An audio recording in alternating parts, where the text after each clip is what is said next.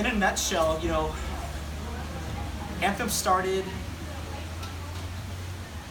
out of a desire, I guess, to help my dad to retire sooner. It doesn't sound like much of a noble cause, but the reason... It's a very noble cause. Yes. Well, you know what? The man spent 33 years at Camping World, just serving, growing, thriving in that business, and then serving our family really well. But here's what took place. My parents heard the story of a little 5-year-old girl. It was about 15 years ago. And this little 5-year-old girl had been through 12 different foster homes in the area by the age of 5. So if you can imagine that rejection and just the misplacement, place to place to place, it was brutal. And my folks were in a place where it was just me and my sister. They were going to soon be empty nesters, and they had the margin and the means necessary to make a difference in that little girl's life. And so they did. They said, hey, we're going to foster her, bring her in, and ended up adopting her. They went on to foster 8 other kids from around the area and adopt 4 of them. So I have 3 sisters and a brother I've always wanted that my folks adopted. And so it was that was really the driving force as to why we wanted my dad to be able to retire, was to be able to be more involved and invested in those kids' lives that they had taken on. We also developed our mission out of that heart that my parents exemplified. Really, my folks, shout out Larry and Janie Reynolds, are the unsung heroes of our whole operation. I mean, we wouldn't be sitting here having this conversation. We wouldn't be drinking delicious Anthem coffee if it wasn't for their heart to serve and show what we call heroic hospitality. That's our mission, boiled down to 2 simple words. Our mission statement is a lot longer, and we have our entire team memorize that mission statement in an effort to really unite us on our core purposes and why we do what we do every day.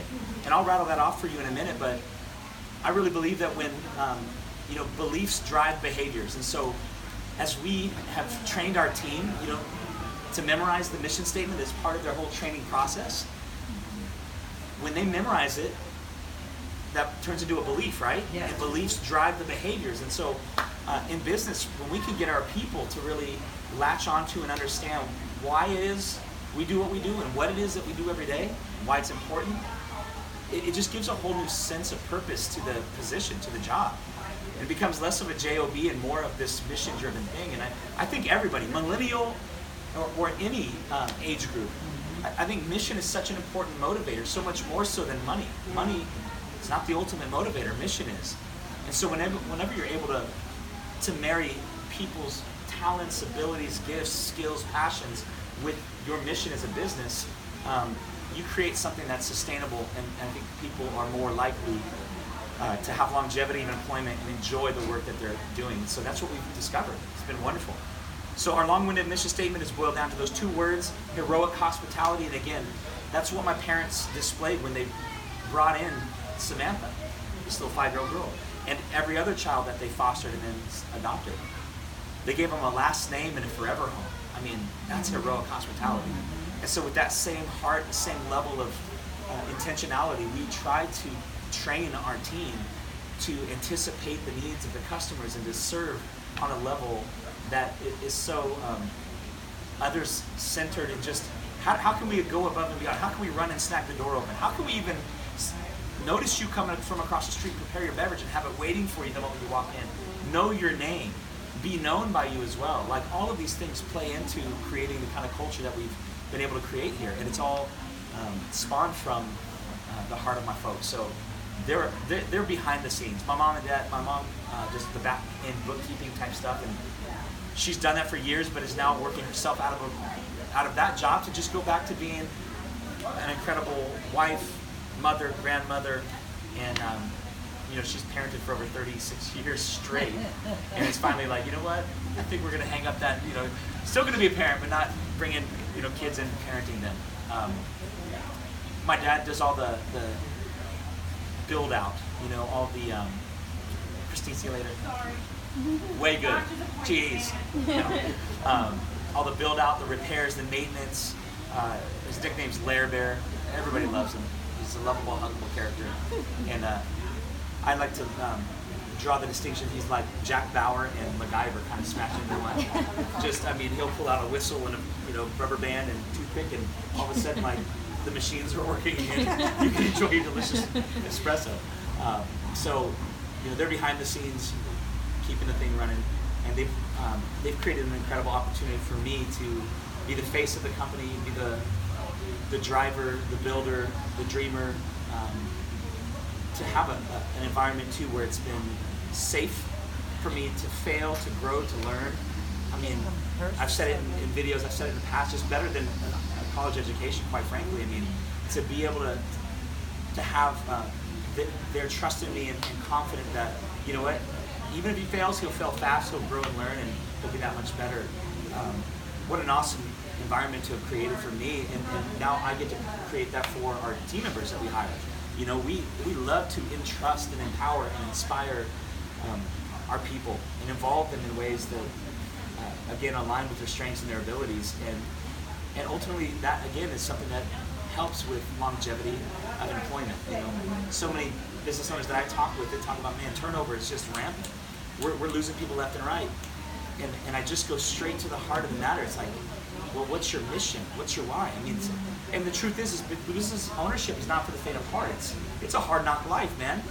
You're getting slung around like a rag doll, pulled in so many different directions, like Stretch Armstrong if you're born in the 80s. You know what I'm talking about. Yeah. Your feet, the arms, and everything. It's like, I've experienced burnout, and I'm incredibly passionate now about helping other business owners realize that there's a better way. There's a way that they can create boundaries, they can create systems, and they can create clarity for their organization by articulating their guiding principles, you know, their mission, vision, values, knowing their why, and getting it so clear and on paper for their team then to know what winning looks like and to be able to lead from that day in and day out.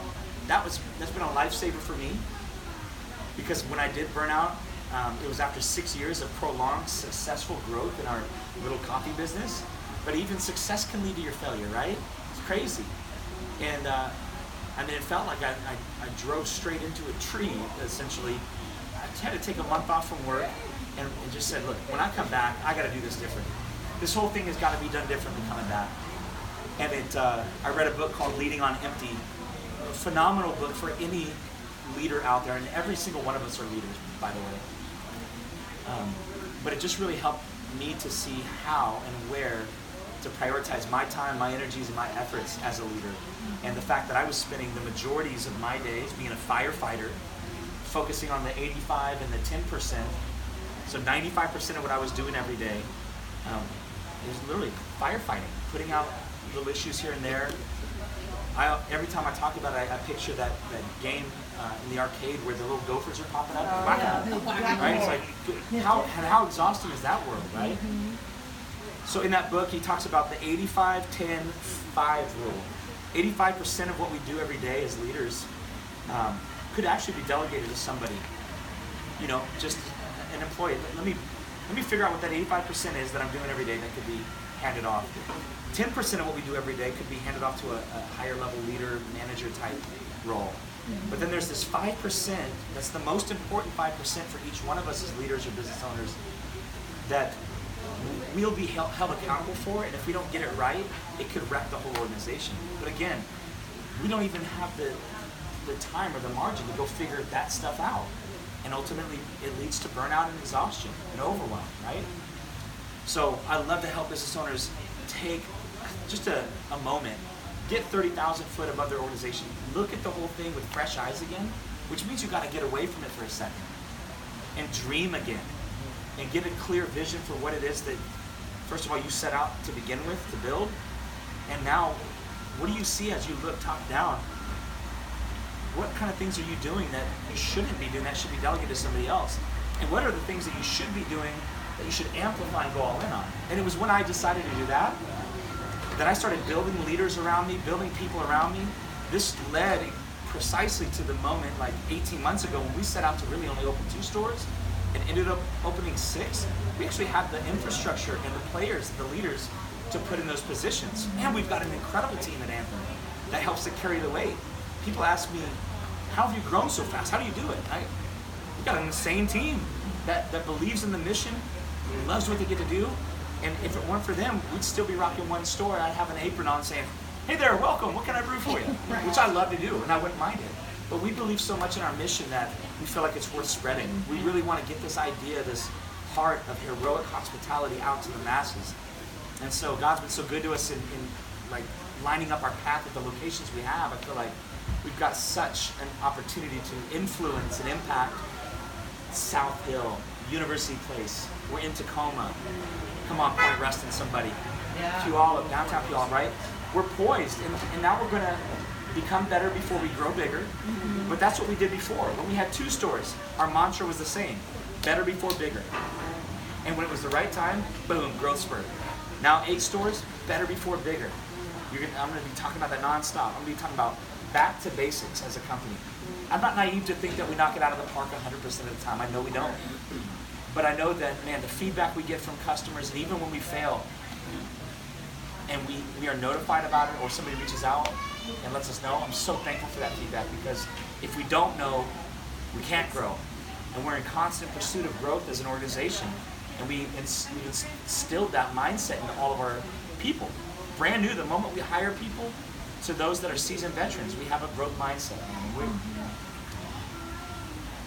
I'm excited for this season, though we're not opening many stores over the next 18 months. I keep saying 18 months. I'm still trying to get used to the idea that, can we sit for that long? Well, yeah. No, it's time to honor our people that have put so much out to help us grow to that point. It's time to tighten up systems. It's time to innovate. Most importantly, it's time to have fun again. Like, just at every location, our mission statement says this: we create unique experiences that change lives and bring people back.